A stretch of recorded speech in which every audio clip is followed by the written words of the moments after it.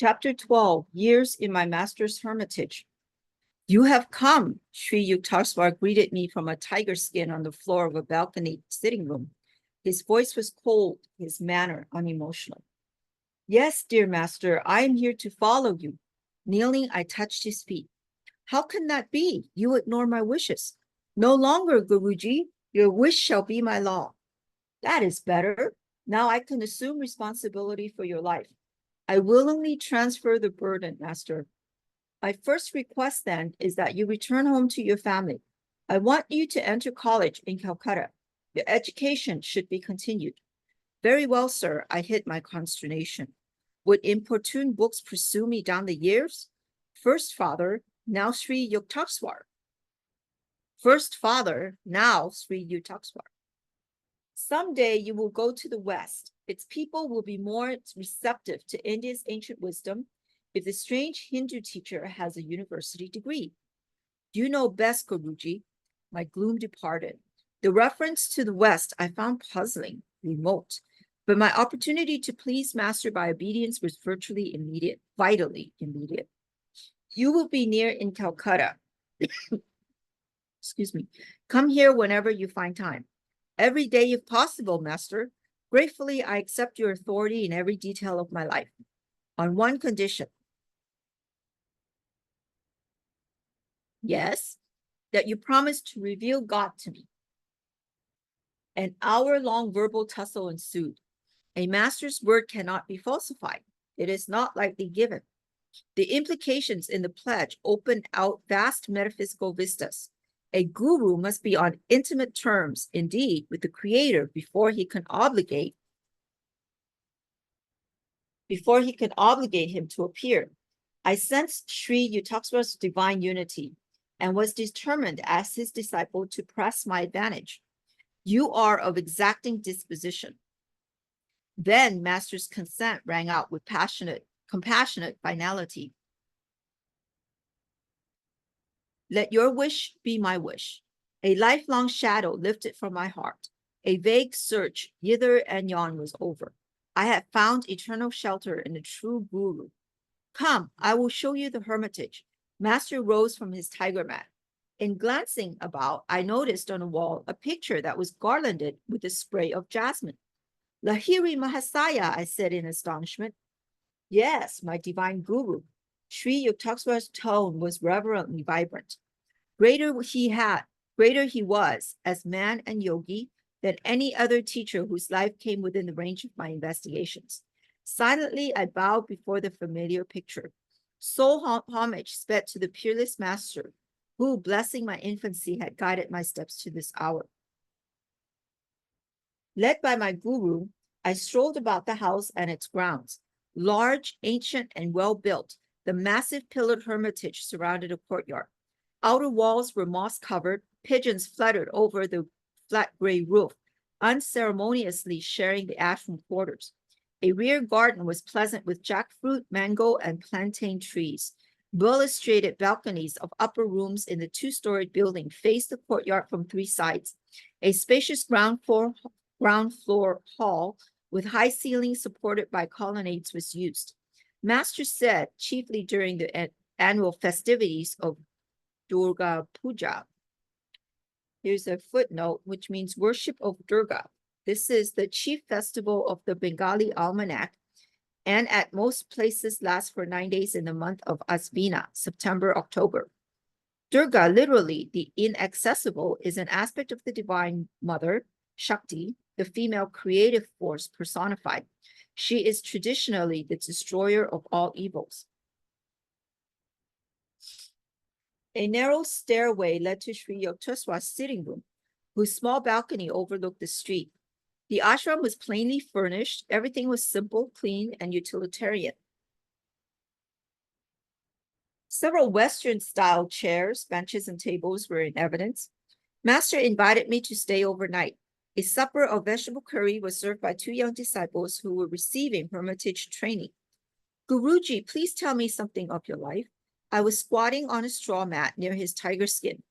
The friendly stars were very close, it seemed, beyond the balcony. My family name was Priya Nath Karar. I was born, here's a footnote here. Sri Yukteswar was born on May 10th, 1855.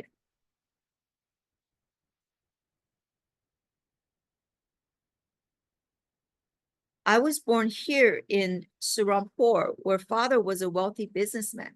He left me this ancestral mansion, now my hermitage. My formal schooling was little. I found it slow and shallow.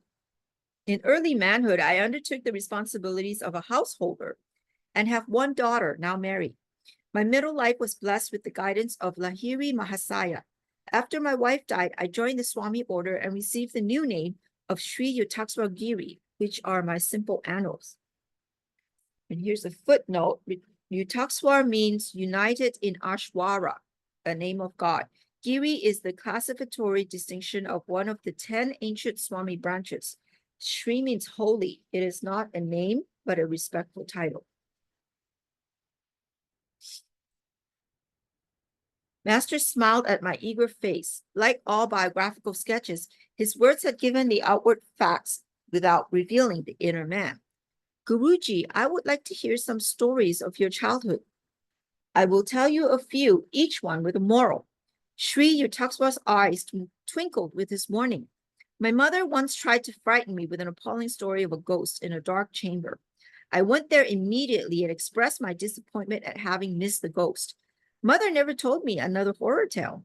Moral, look fear in the face and it will cease to trouble you. Another early memory is my wish for an ugly dog belonging to a neighbor. I kept my household in turmoil for weeks to get that dog. My ears were deaf to offers of pets with more possessing appearance. Moral, attachment is blinding. It leads an imaginary halo of attractiveness to the object of desire. A third story concerns the plasticity of the youthful mind. I heard my mother remark occasionally, a man who accepts a job under anyone is a slave. That impression became so indelibly fixed that even after my marriage, I refused all position. I met expenses by investing my family's endowment in land. Moral, good and positive suggestions should instruct the sensitive ears of children. The early ideas long remain sharply edged. Master fell into tranquil silence. Around midnight, he led me to a narrow cot. Sleep was sound and sweet the first night under my guru's roof. Sri Yukteswar chose the following morning to grant me his Kriya Yoga initiation. The technique I had already received from 2 disciples of Lahiri Mahasaya, father and my tutor, Swami Prabhalananda. But Master possessed a transforming power. At his touch, a great light broke upon my being, like the glory of countless suns blazing together. A flood of ineffable bliss overwhelmed my heart to an innermost core. It was late in the afternoon of the following day before I could bring myself to leave the hermitage. I will return in 30 days. As I entered the door of my Calcutta home, the fulfillment of Master's prediction entered with me. None of my relatives made the pointed remarks I had feared about the reappearance of the soaring bird. I climbed to my little attic and bestowed affectionate glances as though on a living presence. You have witnessed my meditations and the tears and storms of my sadhana. Now I have reached the harbor of my divine teacher. Son, I am happy for us both. Father and I sat together in the evening calm. You have found your guru, as in miraculous fashion I once found my own. The holy hand of Lahiri Mahasaya is guarding our lives. Your master has proved to be no inaccessible Himalayan saint, but one nearby. My prayers have been answered. In your search for God, you have not been permanently removed from my sight. Father was also pleased that my formal studies would be resumed. He made suitable arrangements. I was enrolled the following day at nearby Scottish Church College, Calcutta. Happy months sped by. My readers have doubtless made the perspicacious surmise that I was little seen in the college classrooms. The Serampore hermitage held a lure too irresistible. My master accepted my constant presence without comment. To my relief, he seldom referred to the halls of learning. Although it was plain to all that I was never cut out from the scholar, I managed to attain minimum passing grades from time to time. Daily life at the ashram flowed smoothly, infrequently varied. My guru awoke before dawn. Lying down or sometimes sitting on the bed, he entered a state of samadhi.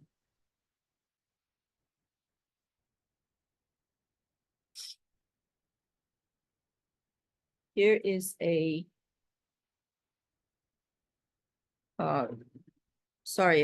footnote. Literature to direct together. Samadhi is a blissful supraconscious state in which a yogi perceives the identity of the individualized soul and cosmic spirit.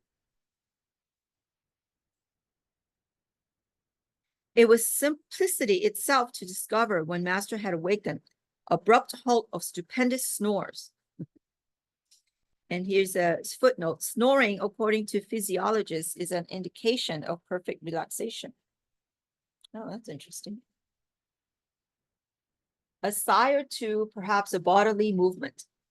Then a soundless state of breathlessness, he was in deep yogic joy. Breakfast did not follow. First came a long walk by the Ganges. Those morning strolls with my guru, how real and vivid still. In the easy resurrection of memory, I often found myself by his side. The early sun is warming the river.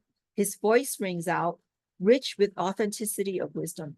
A bath, then the midday meal. Its preparation, according to Master's daily directions, had been the careful task of young disciples. My guru was a vegetarian. Before embracing monkhood, however, he had eaten eggs and fish. His advice to students was to follow any simple diet which proved suited to one's constitution.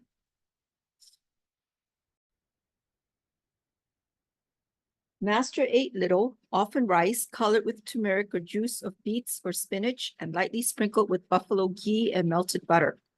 Another day he might have lentil dal or chana curry with vegetables. Here's a footnote about dal. Dal is a thick soup made from split peas or other pulses. Chana is a cheese of fresh milk curdled, often cubed and curried with potatoes.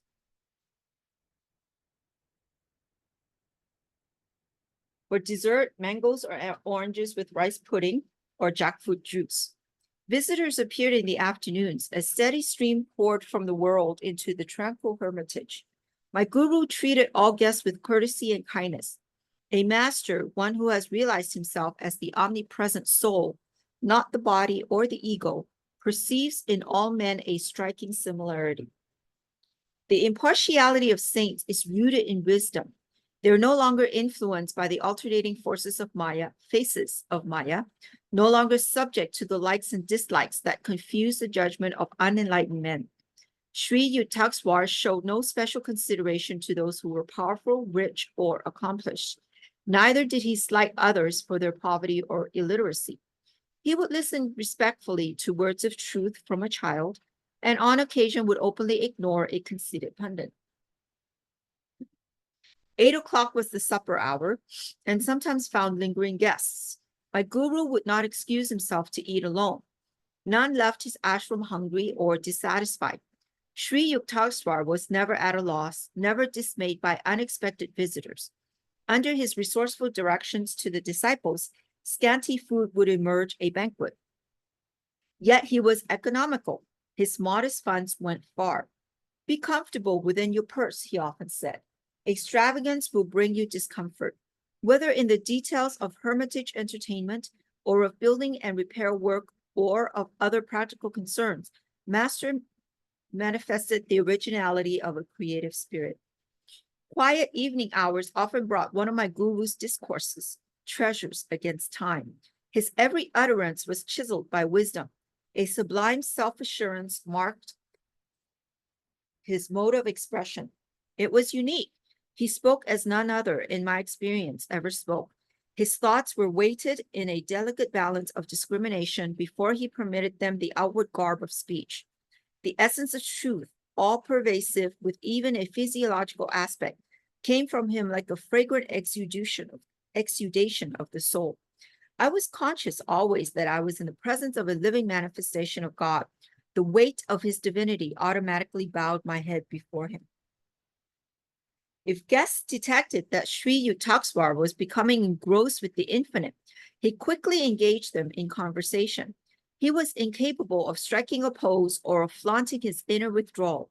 Always one with the Lord, he needed no separate time for communion.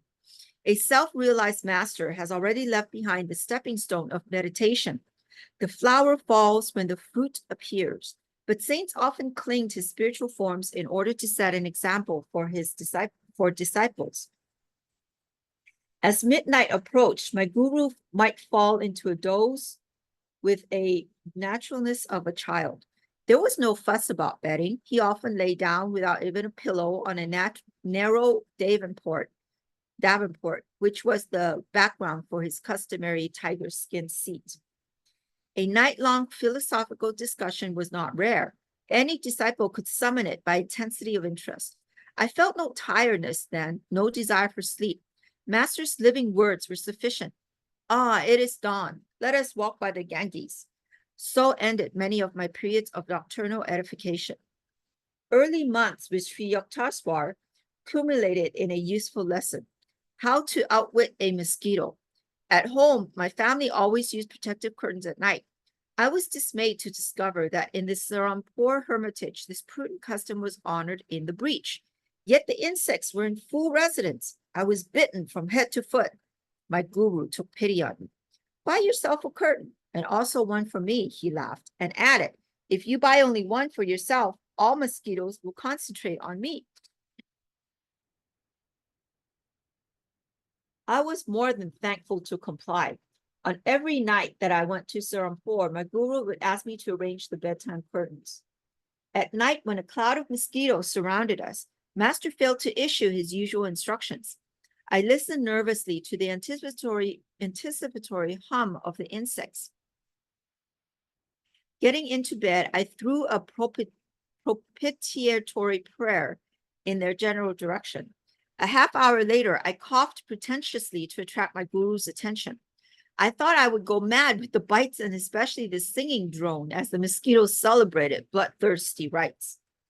No responsive stir from Master. I approached him cautiously. He was not breathing. This was my first close observation of him in the yogic trance. It filled me with fright. His heart must have failed. I placed a mirror under his nose. No breath vapor appeared. To make doubly certain, for minutes I closed his mouth and nostrils with my fingers. His body was cold and motionless. In a daze, I turned toward the door to summon help. So, a budding experimentalist, my poor nose. Master's voice was shaky with laughter. Why don't you go to bed? Is the whole world going to change for you? Change yourself. Be rid of the mosquito consciousness. Meekly, I returned to my bed. Not one insect ventured near. I realized that my guru had previously agreed to the curtains only to please me. He had had no fear of mosquitoes. By yogic power, he could prevent them from biting him. Or if he chose, he could escape to an inner invulnerability. He was giving me a demonstration, I thought. That is the yogic state I must strive to attain. A true yogi is able to pass into and maintain the superconscious state, regardless of multitudinous distractions never absent from this earth. The buzz of insects, the pervasive glare of daylight. In the first state of samadhi, tabikolpa, the devotee shuts off all sensory testimony of the outer world. He is rewarded then by sounds and scenes of inner realms, fairer than the pristine Eden. Here's a footnote: the omnipresent powers of a yogi, whereby he sees, tastes, smells, touches, and hears without the use of outward sensory organs, have been described as follows in Tatiriya Aranyaka. The blind man pierced the pearl. The fingerless put a thread through it. The reckless wore it, and the tongueless praised it.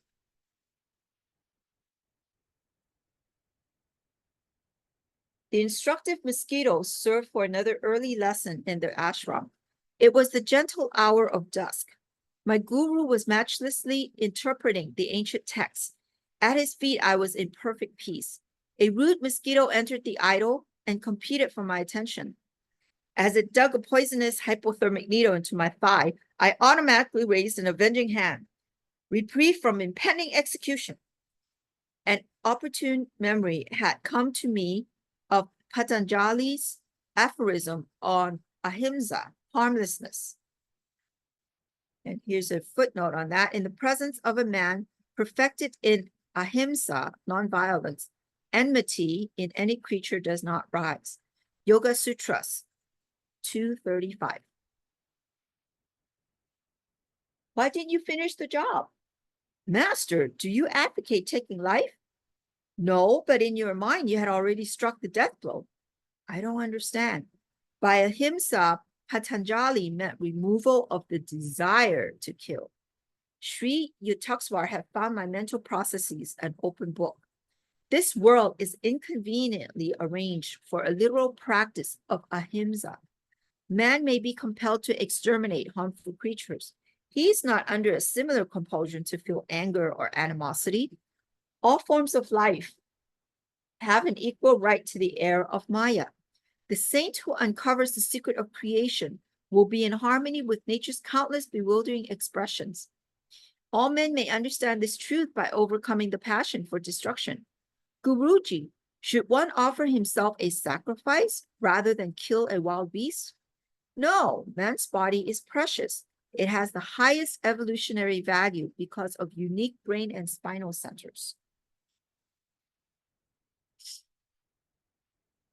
This enabled the advanced devotee fully to grasp and express the loftiest aspects of divinity. No lower form is so equipped. It is true that man incurs the debt of a minor sin if he is forced to kill an animal or any other living thing, but the holy Shastras teach that wanton loss of a human body is a serious transgression against the karmic law. I sighed in relief. Scriptural reinforcement of one's natural instinct is not always forthcoming. Master, so far as I know, was never at close quarters with a leopard or a tiger, but a deadly cobra once confronted him, only to be conquered by his love. The encounter took place in Puri, where my guru had a seaside hermitage.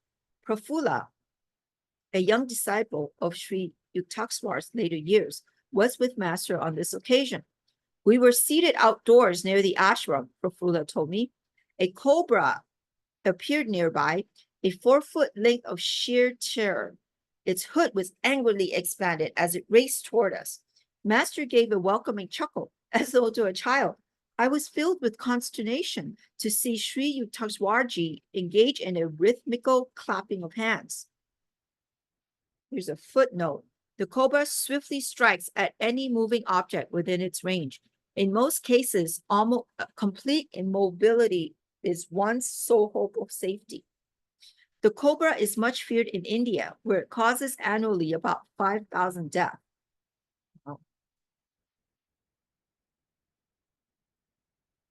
He was entertaining the dread visitor. I remained quiet, completely quiet, inwardly ejaculating fervent prayers. The serpent, very close to Master, was now motionless, seemingly magnetized by his caressing attitude. The frightful hood gradually contracted. The snake slithered between Sri Yukteswarji's feet and disappeared into the bushes. Why Master would move his hands and why the cobra would not strike them were inexplicable to me then, Prafulla concluded.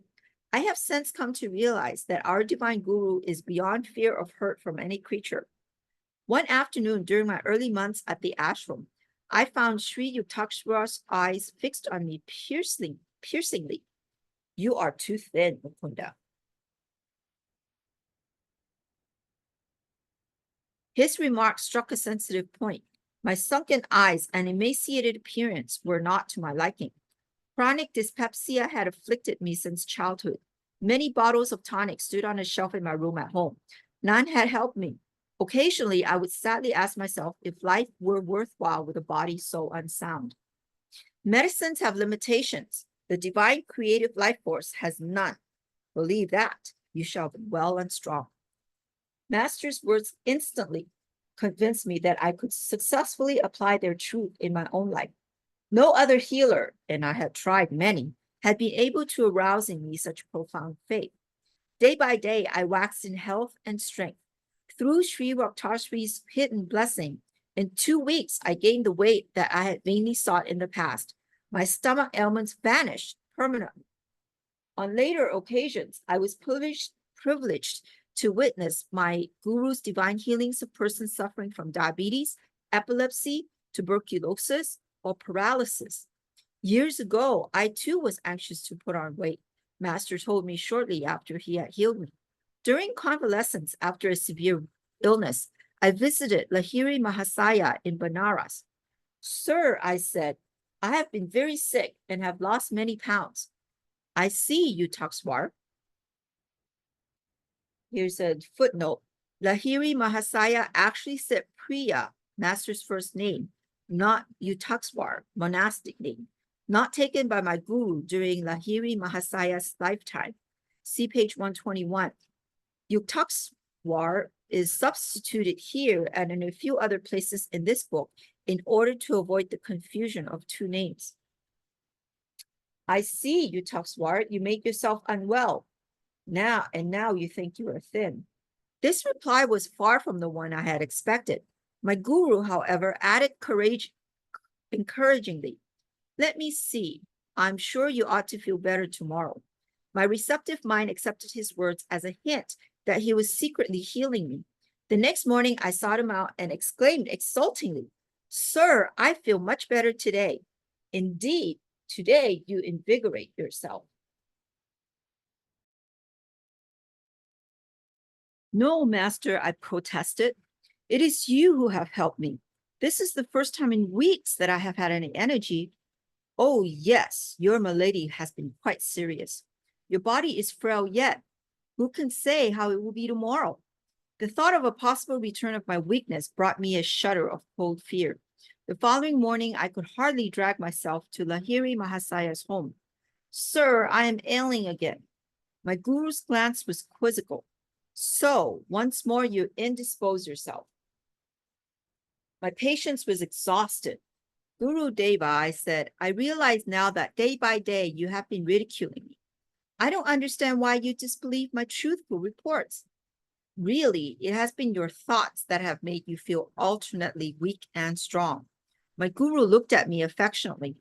You have seen how your health has exactly followed your subconscious expectations. Thought is a force, even as electricity or gravitation.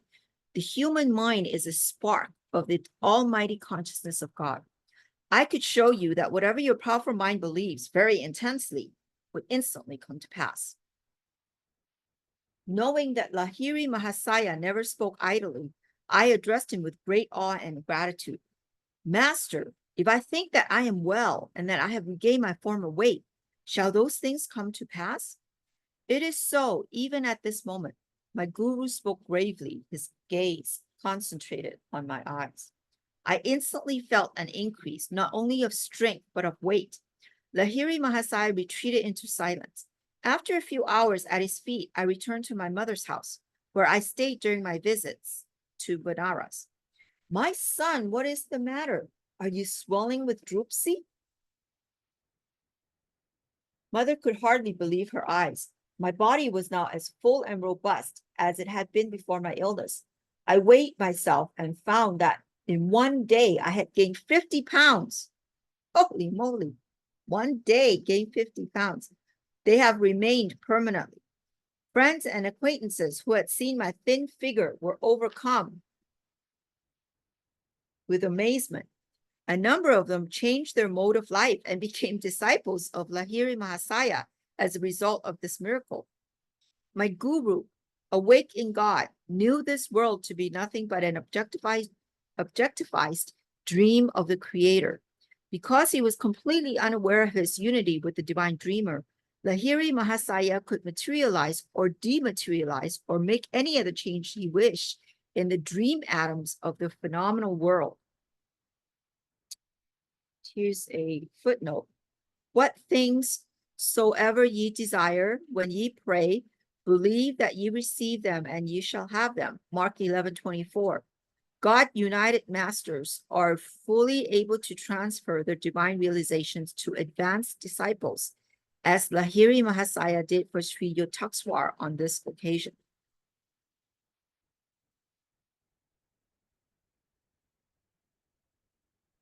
All creation is governed by law. Sri Yukteswar concluded.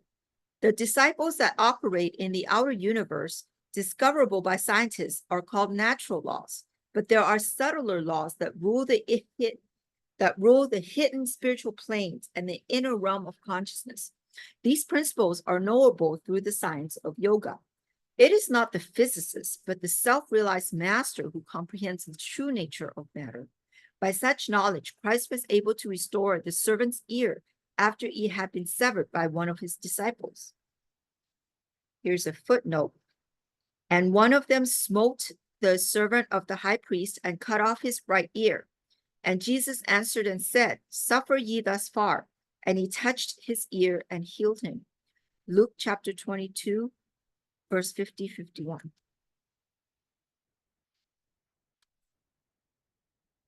My guru was a peerless interpreter of the scriptures.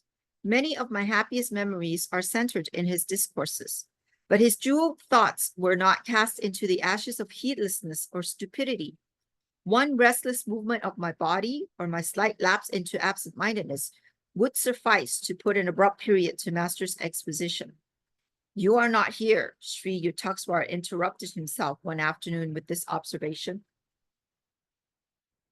As usual, he was keeping relentless track of my attention. Guruji, my tone was a protest. I have not stirred. My eyelids have not moved. I can repeat each word you have uttered.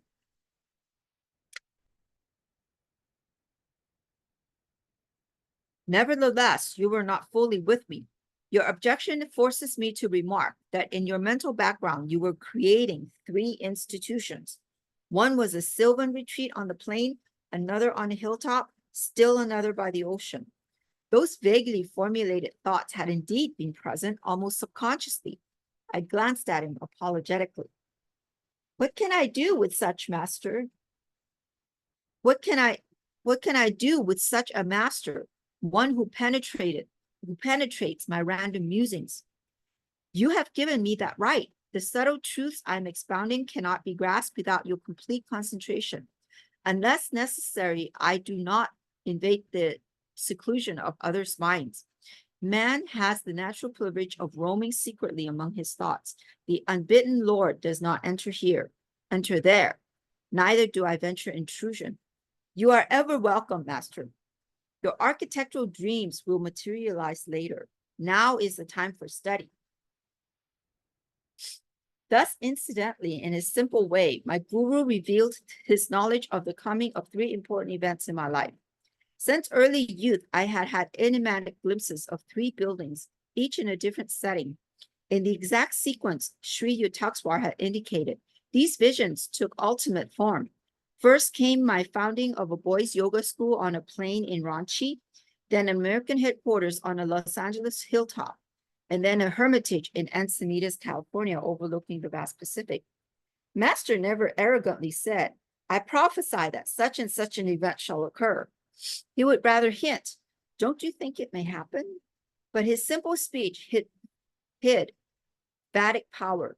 There was no recanting. Never did his slightly veiled predictions prove false. Sri Yukteswar was reserved and matter-of-fact in demeanor. There was not of the vague or daft visionary about him. His feet were firm on the earth, his head in the haven of heaven. Practical people roused his admiration. Saintliness is not dumbness. Divine perceptions are not incapacitating, he would say. The active expression of virtue gives rise to the keenest intelligence. My guru was reluctant to discover the superphysical realms. His only marvelous aura was that of perfect simplicity. In conversation, he avoided startling references. In action, he was freely expressive. Many teachers talked of miracles, but would manifest nothing. Sri Yukteswar seldom mentioned the subtle laws, but secretly operated them at will.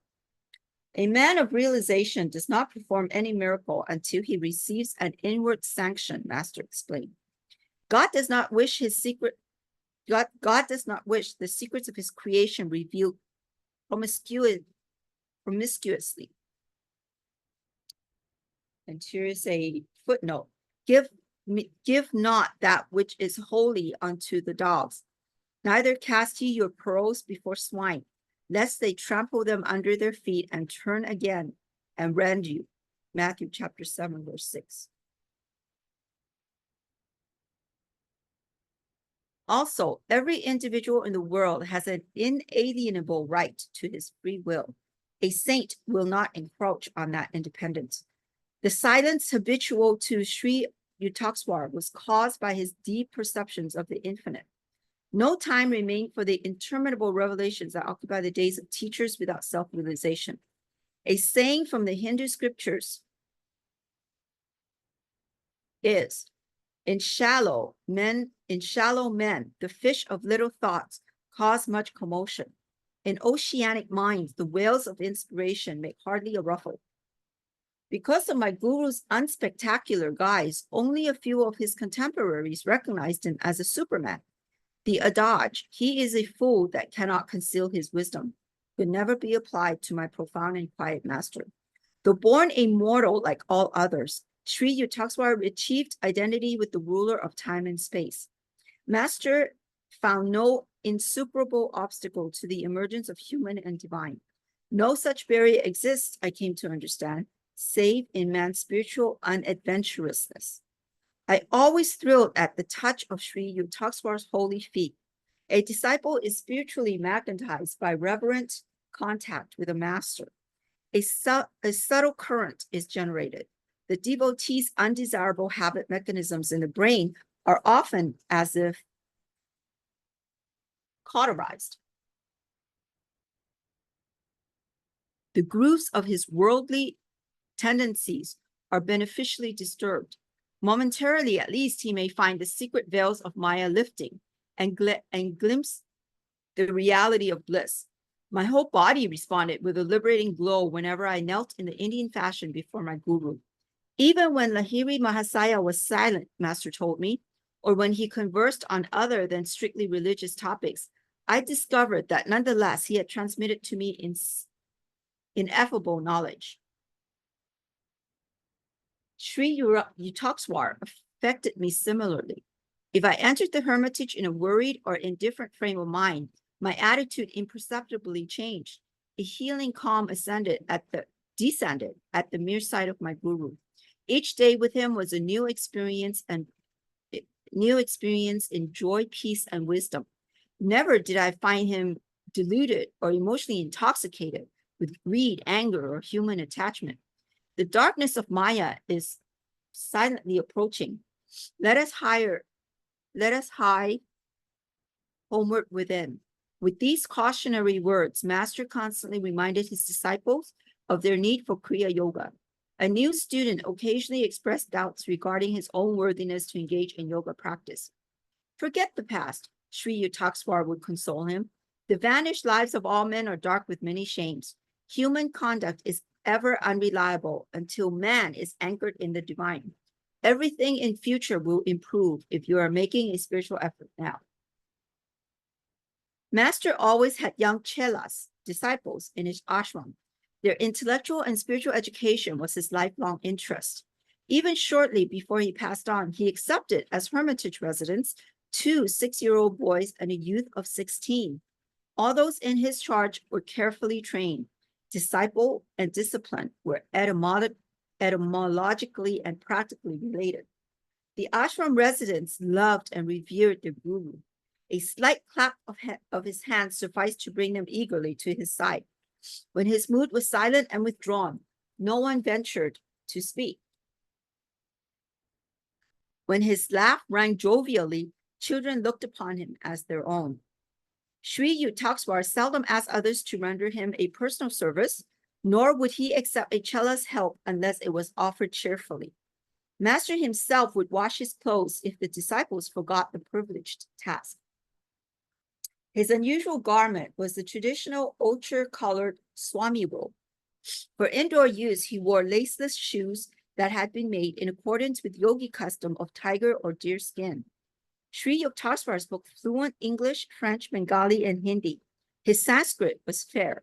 He patiently instructed his young disciples by certain shortcuts that he had ingeniously devised for the study of English and Sanskrit.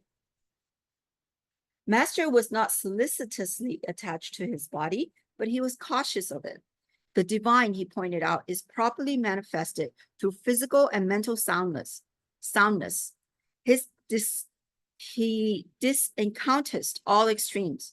To a disciple who wanted to fast for a long period, my guru said laughingly, "Why not throw the dog a bone?" Here's a footnote. My guru approved of fasting as the ideal natural cleansing method, but that particular disciple was overly preoccupied with his body. Sri Yukteswar's health was excellent. I never saw him unwell. Here's a footnote. He was once ill in Kashmir when I was absent from him. See page 227. To show respect for a worldly custom, he permitted his students, if they wished, to consult doctors. Physicians, he said, should carry on their work of healing through God's law as applied to matter. But he extolled the superiority of mental therapy and often repeated, wisdom is the greatest cleanser. He told his chelas, the body is a treacherous friend. Give it its due, no more. Pain and pleasure are transitory. Endure all dualities with calmness, trying at the same time to remove yourself beyond their power. Imagination is the door through which disease as well as healing enters. Disbelieve in the reality of sickness, even when you're ill. An unrecognized visitor will flee.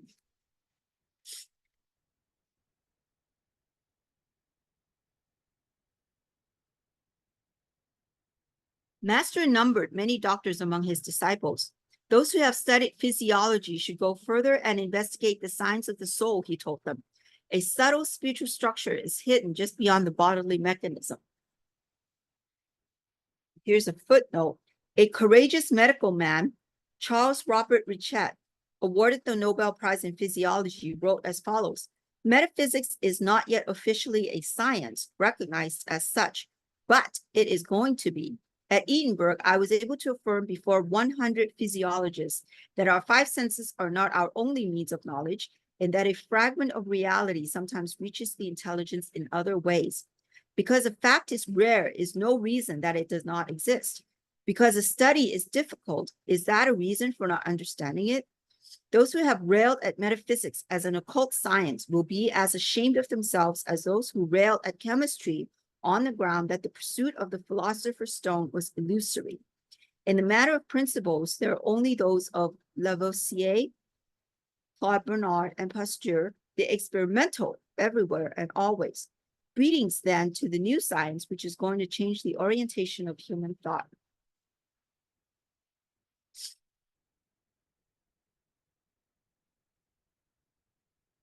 Sri Yukteswar counseled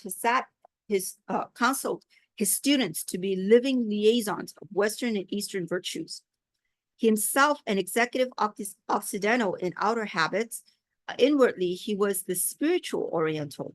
He praised the progressive, resourceful, and hygienic ways of the West and the religious ideals that give a century halo to the East. Discipline had not been unknown to me. At home, father was strict, Ananta often severe. But Sri Yukteswar's training may not be described as other than drastic. A perfectionist, my guru was hypercritical of his disciples, whether in matters of moment or in the subtle nuances of ordinary behavior. Good manners without sincerity are like a beautiful dead lady, he remarked on suitable occasion. Straightforwardness without civility is like a surgeon's knife, effective but unpleasant. Candor with courtesy is helpful and admirable. Master was apparently satisfied with my spiritual progress, for he seldom referred to it. In other matters, my ears were no strangers to reproof. My chief offenses were absent-mindedness, intermittent indulgence in sad moods, non-observance of certain rules of etiquette, and occasional unmethodical ways.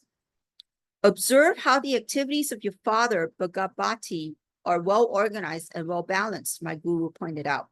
The two disciples of Lahiri Mahasaya had met soon after my first visit to the Sarampur hermitage.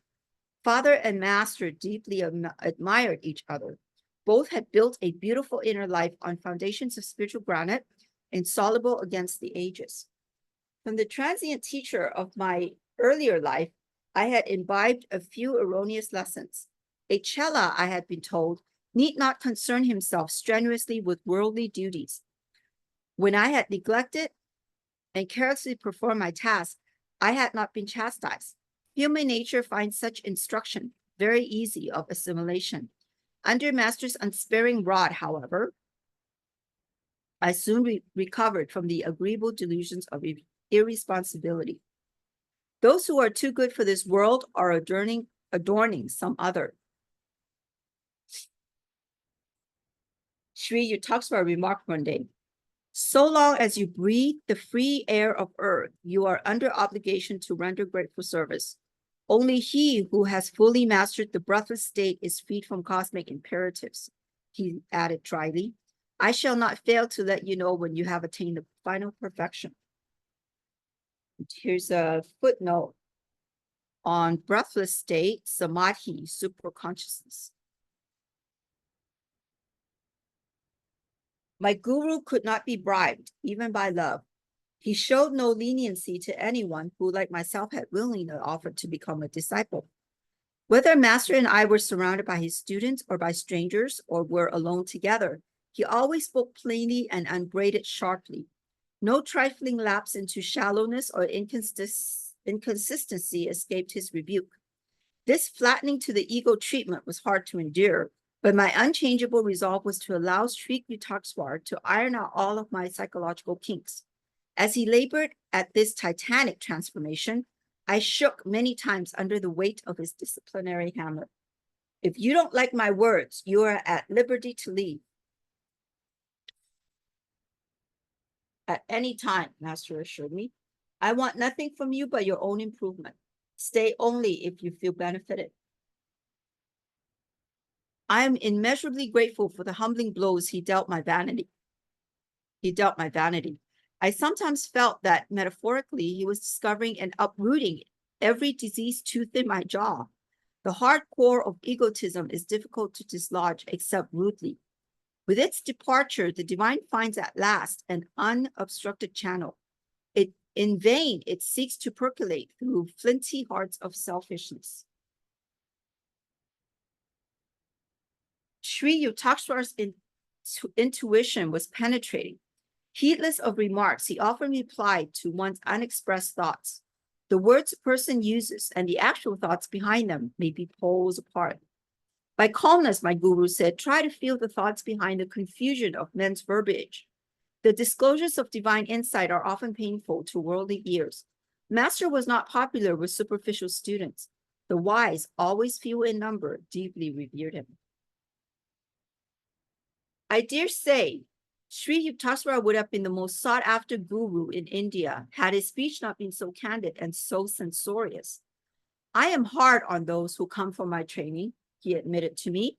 That is my way, take it or leave it. I never compromise, but you will be much kinder to your disciple. That is your way. I try to purify only in fires of severity. These are searing beyond the average toleration. The gentle approach of love is also transfiguring. The inflexible and the yielding methods are equally effective if applied with wisdom, he added. You will go to foreign lands where blunt assaults on the ego are not appreciated. A teacher could not spread India's message in the West without an ample fund of accommodative patience and forbearance. I refuse to say how often in America I have remembered Master's words. Though my guru's undissembling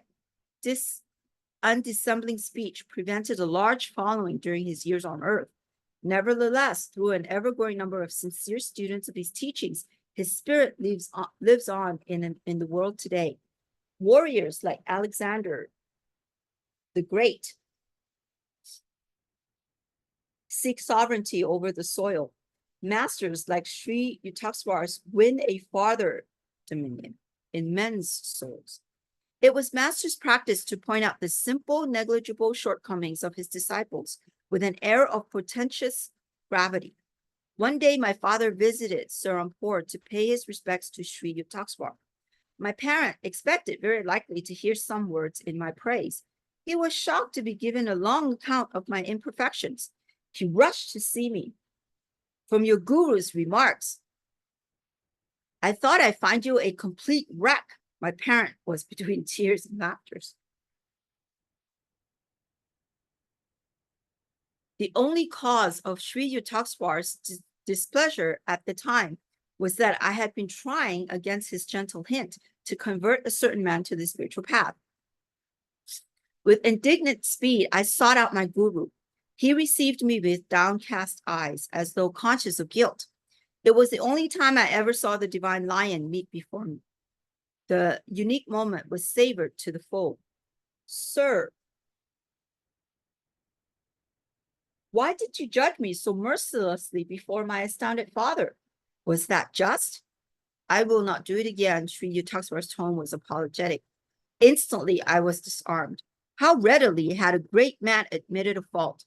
Though he never again upset father's peace of mind, Master relentlessly continued to dissect me whenever and wherever he chose. New disciples often joined Sri Yukteswar in exhaustive criticism of others, wise like the guru, models of flawless discrimination. But he who takes the offensive should not be defenseless.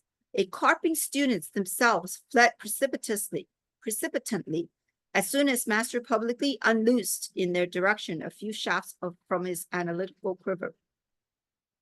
Tender inner weaknesses, revolting at mild touches of censure, are like diseased parts of the body, recoiling before even delicate handling. This was Sri Yukteswar's amused comment on the flighty ones. Many disciples have a preconceived image of a guru, by which they judge his words and action. Such persons often complain that they do not understand Sri Yukteswar. Neither do you understand God, I retorted on one occasion.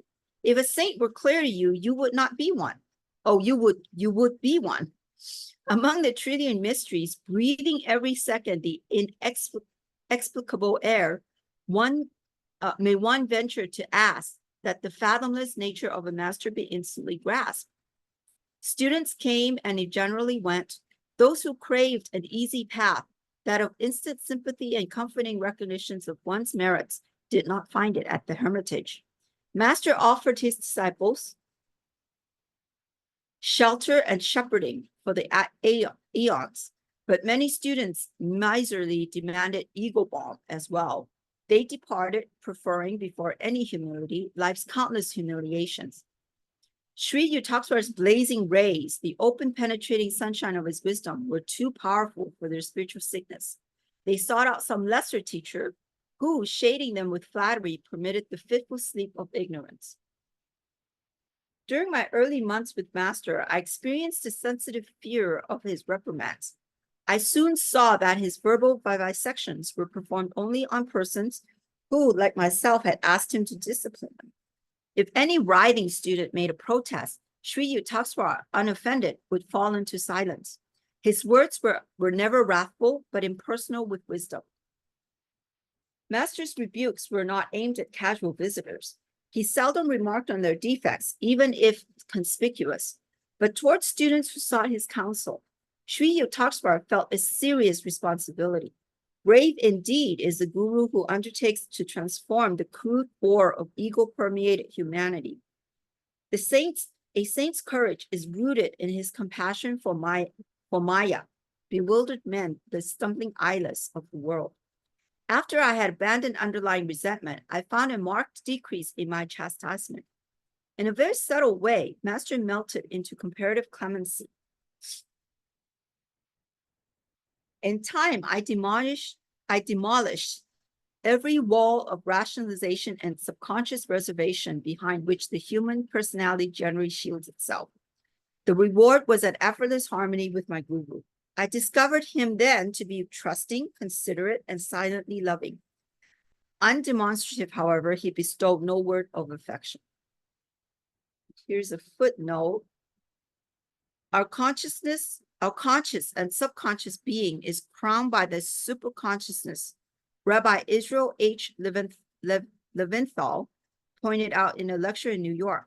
Many years ago, the English psychologist F.W.H. Myers suggested that hidden in the deep of our being is a rubbish heap as well as a treasure house. In contrast to the psychology that centers all its researches on the subconscious in man's nature, the new psychology of the superconscious focuses its attention upon the treasure house, the region that alone can explain the great, unselfish, heroic deeds of men.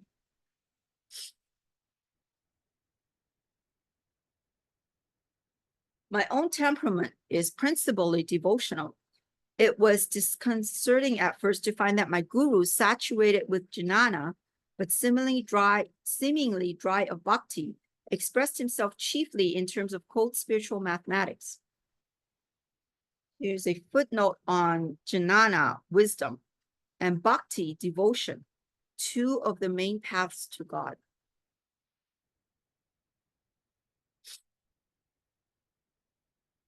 But as I attuned myself to his nature, I discovered no diminution, but rather an increase in my devotional approach to God. A self-realized master is fully able to guide his various disciples along the natural lines of their essential bias. My relationship with Sri Yukteswar was somewhat inarticulate, yet possessed a hidden eloquence. Often I found his silent signature on my thoughts, rendering speech inutile. Quietly sitting beside him, I would feel his bounty pouring peacefully over my being. Master's impartial justice was notably demonstrated during the summer vacation of our first college year. I had been looking forward to uninterrupted months in Serampore with my guru. You may be in charge of the hermitage. Sri Yukteswar was pleased over my enthusiastic arrival. Your duties will be the reception of guests and supervision of the work of other disciples. Kumar, a young villager from East Bengal, was accepted a fortnight later for ashram training. Remarkably intelligent, he quickly won master's affection. For some unfathomable reason, Sri Yukteswar adopted an uncritical attitude toward the new resident. Mukunda, let Kumar assume your duties. Employ your own time in sweeping and cooking. Master issued these instructions after the new boy had been with us for a month. Exalted in leadership, Kumar exercised a petty household tyranny.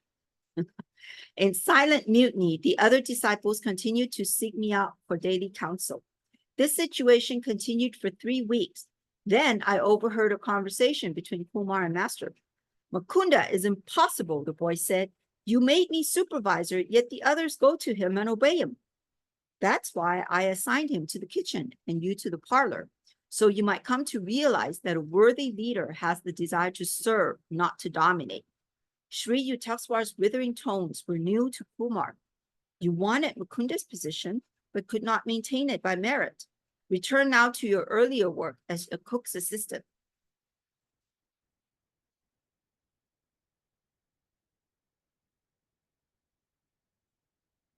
After his humbling incident, Master resumed toward Kumar a former attitude of unwanted indulgence. Who may solve the mystery of attraction? In Kumar, a guru discovered a charming font, one, however, that did not spurt for the fellow disciples. Though the new boy was obviously Sri Yukteswar's favorite, I felt no dismay. Personal idiosyncrasies, possessed even by masters, lend a rich complexity to the pattern of life. My nature is seldom commandeered by a detail. I was seeking from Sri Yukteswar's a higher benefit than outward praise. Kumar spoke venomously to me one day without reason. I was deeply hurt. Your head is swelling to the bursting point, I added, a warning whose truth I felt intuitively. Unless you mend your ways, someday you'll be asked to leave this ashram. Laughing sarcastically, Kumar repeated my remark to our guru, who had just entered the room. Fully expecting to be scolded, I retired meekly to a corner.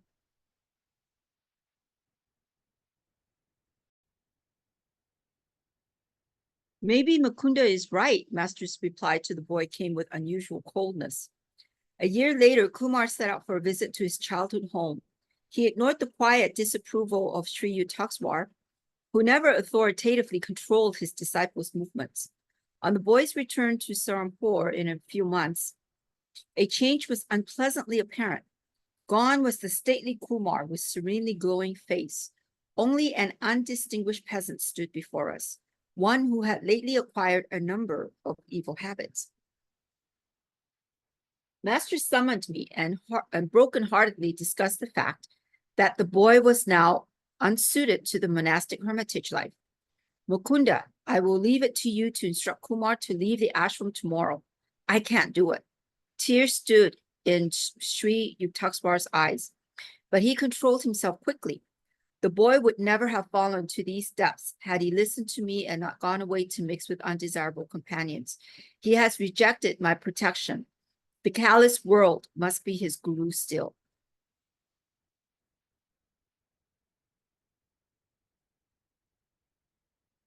Kumar's departure brought me no elation.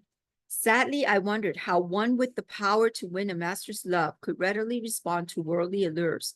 Enjoyments of wine and sex are rooted in the natural man. To appreciate them, one requires no delicacy of perception. Scents, wiles are comparable to the evergreen oleander, fragrant with its rosy-colored flowers. Every part of the plant is poisonous. The land of healing lies within, radiant with the happiness that is blindly sought in 1,000 outer directions. Here's a footnote.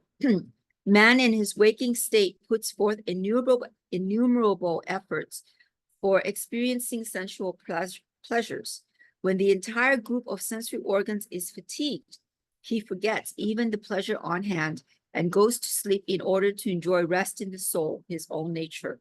Shakanra, the great Vedantist, has written, ultra-sensual bliss is thus extremely easy of attainment and is far superior to sense delights, which always end in disgust.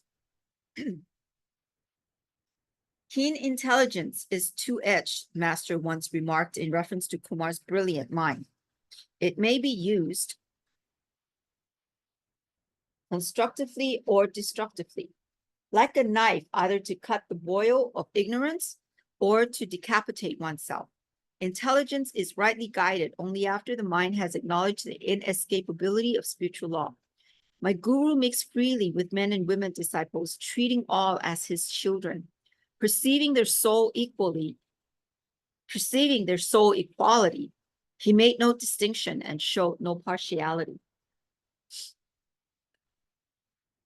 In sleep, you do not know whether you are a man or a woman, he said. Just as a man impersonating a woman does not become one, so the soul impersonating both man and woman remains changeless. The soul is the immutable, unqualified image of God. Sri Yukteswar never avoided or blamed women as the cause of man's downfall. He pointed out that women too have to face temptation from the opposite sex. I once asked Master why a great ancient saint had called women the door to hell. A girl must have proved very troublesome to his peace of mind in his early life, my guru answered caustically. Otherwise, he would not have denounced, not woman, but some imperfection in his own self-control. If the visitor dared to relate a suggestive story in the hermitage, Master would maintain an unresponsive silence. Do not allow yourself to be thrashed by the provoking whip of a beautiful face, he told the disciples. How can sense slaves enjoy the world? Its subtle flavors escape them while they grovel in primal mud. All nice discriminations are lost to the man of elemental lusts. Students seeking to escape from the Maya-induced sex delusions receive from Sri Yukteswar patient and understanding counsel. Just as hunger, not greed, has a legitimate purpose, so the sexual instinct has been planted by nature solely for the propagation of the species, not for the kindling of unsatiable longings, he said. Destroy wrong desires now, otherwise they will remain with you after the astral body has been separated from its physical casing. Even when the flesh is weak, the mind should be constantly resistant. If temptation assails you with cruel force, overcome it by impersonal analysis and indomitable will. Every natural passion can be mastered. Conserve your powers. Be like the capacious ocean, absorbing quietly all the tributary rivers of the senses. Daily renewed sense yearnings sap your inner peace. They are like openings in a reservoir that permit vital waters to be wasted in the desert soil of materialism. The forceful activating impulse of wrong desire is the greatest enemy to the happiness of man. Roam in the world as a lion of self-control. Don't let the frogs of sense weakness kick you around. A true devotee is finally freed from all instinctive compulsions. He transforms his need for human affection into aspiration for God alone, a love solitary because omnipresent. Sri Yukteswar's mother lived in the Ramaha district of Banaras, where I first visited my guru. Gracious and kindly, she was yet a woman of very decided opinions. I stood on her balcony one day and watched mother and son talking together. In his quiet, sensible way, Master was trying to convince her about something.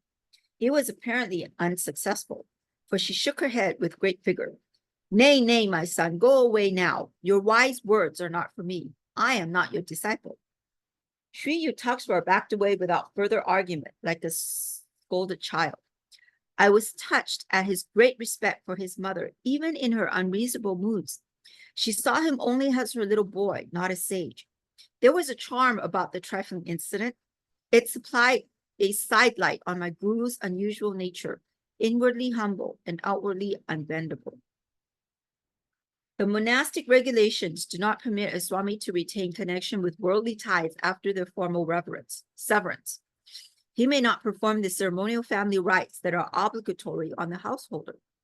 Yet Shankara, reorganizer of the ancient Swami order, disregarded the injunctions. After the death of his beloved mother, he cremated her body with heavenly fire that he caused to spurt from his upraised hand.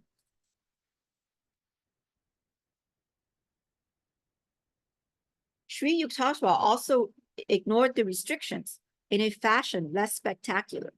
When his mother passed on, he arranged for crematory services by the holy Ganges in Banaras and fed many Brahmins in conformance with householder customs. The Shastric prohibitions were intended to help Swamis to overcome narrow identifications. Shankara and Sri Yukteswar have wholly merged their being in the impersonal spirit. They needed no rescue by rule.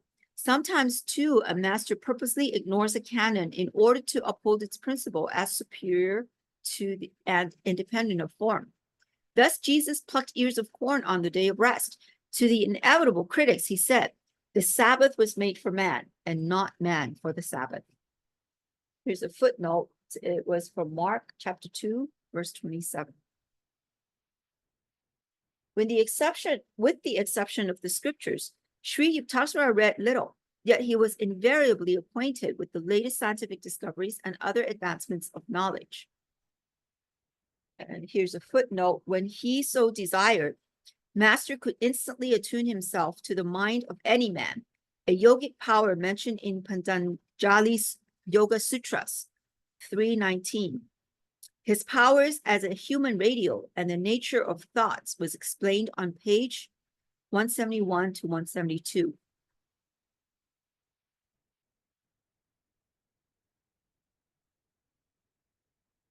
A brilliant conversationalist, he enjoyed an exchange of views on countless topics with his guests. My guru's ready wit and rollicking laugh enlivened every discussion.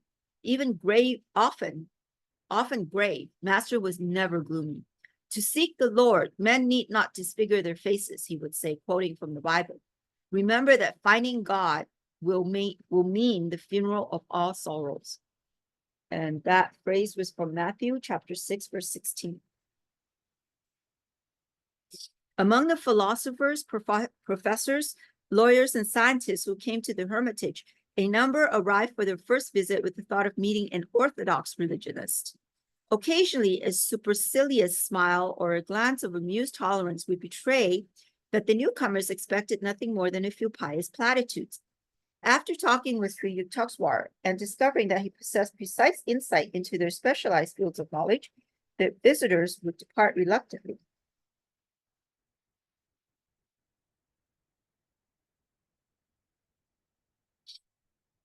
My guru ordinarily was gentle and affable to his guests. His welcome was given with charming cordiality. Yet inveterate egotists sometimes suffered an invigorating shock. They confronted in master either a frigid indifference or a formidable opposition, ice or iron. A noted chemist once crossed swords with Sri Yukteswar. The visitor would not admit the existence of God, inasmuch as science has devised no means of detecting it. So you have inexplicably failed to isolate the supreme power in your test tubes. Master's gaze was stern. I recommend a new experiment. Examine your thoughts unremittingly for 24 hours. Then wonder no longer at God's absence.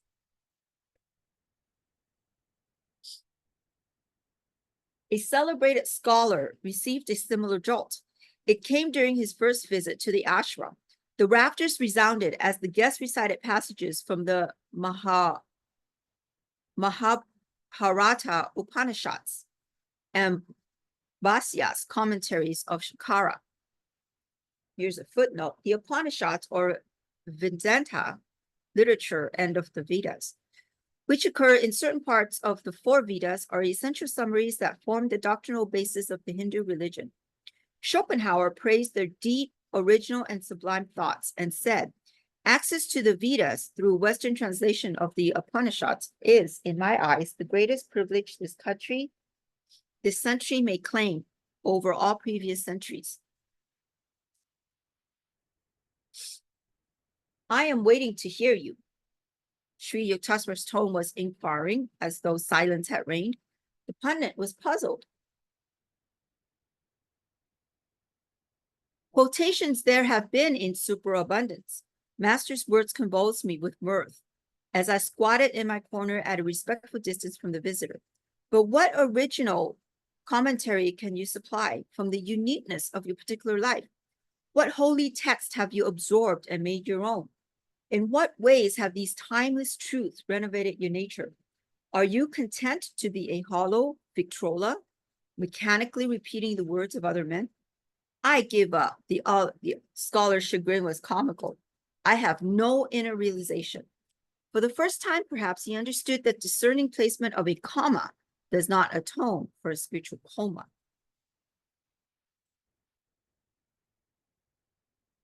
These bloodless pendants smell unduly of the lamp, my guru remarked after the departure of the chastened one.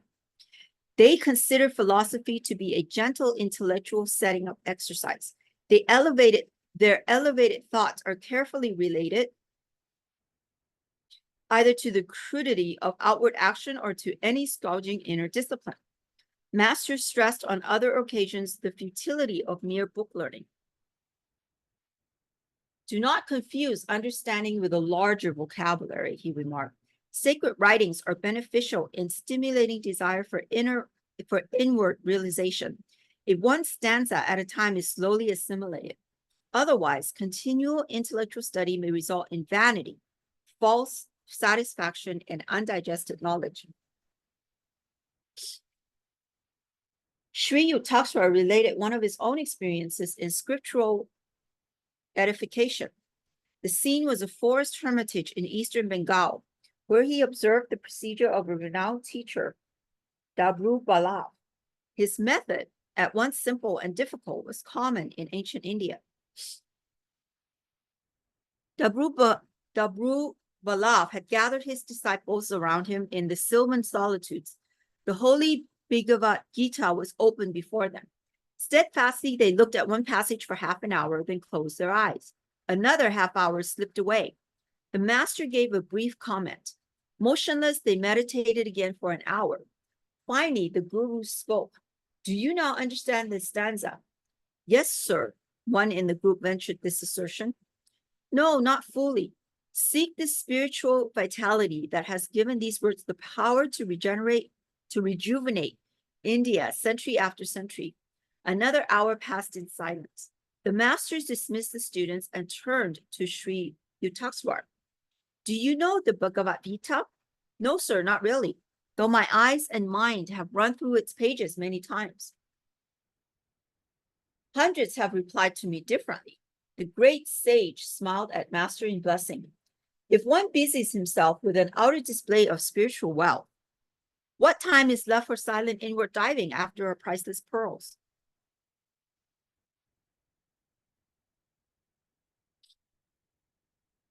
Sri Yukteswar directed the study of his own disciples by the same intensive method of one-pointedness. Wisdom is not assimilated with the eyes, but with the atoms, he said.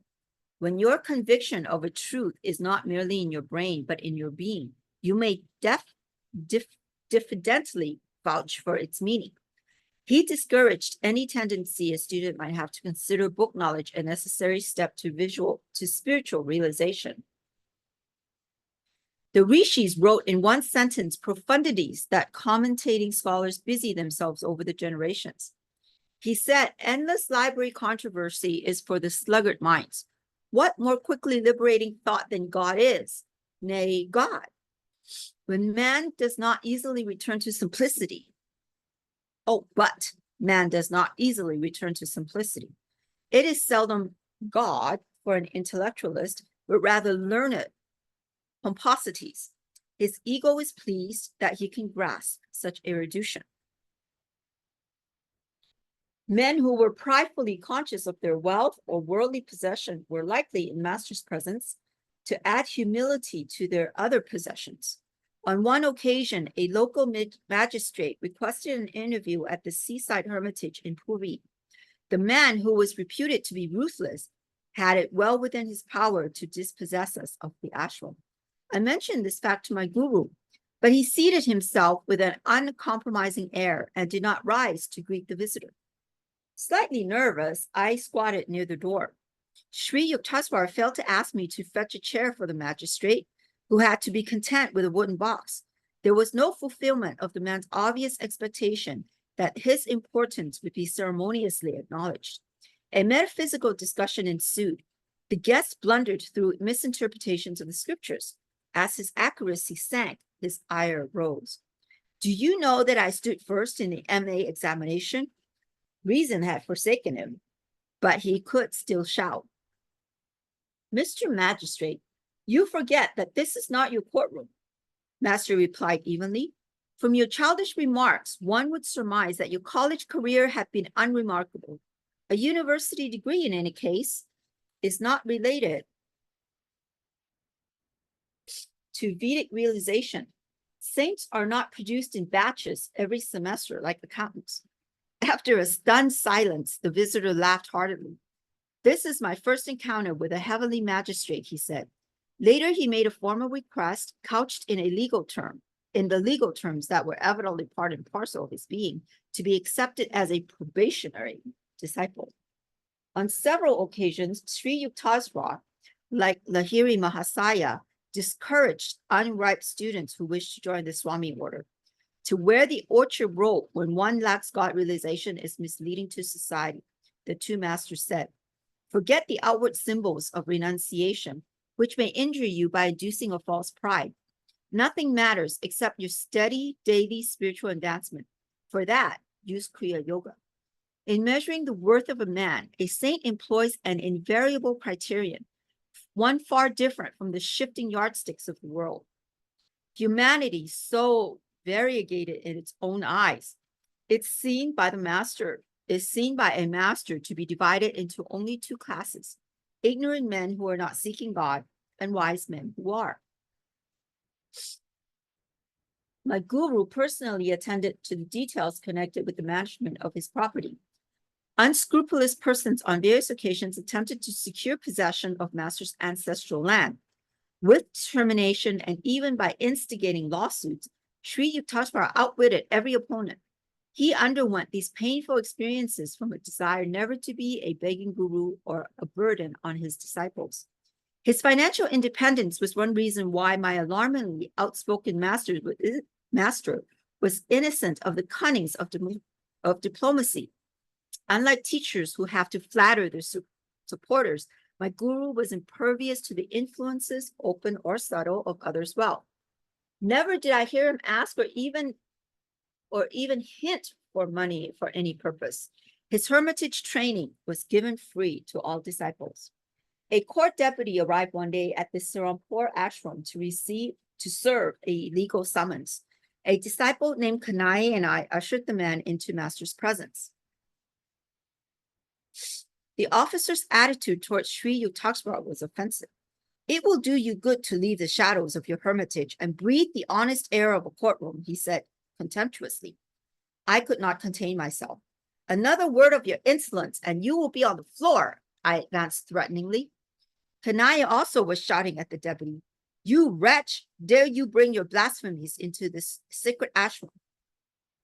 But Master stood protectingly in front of his abuser.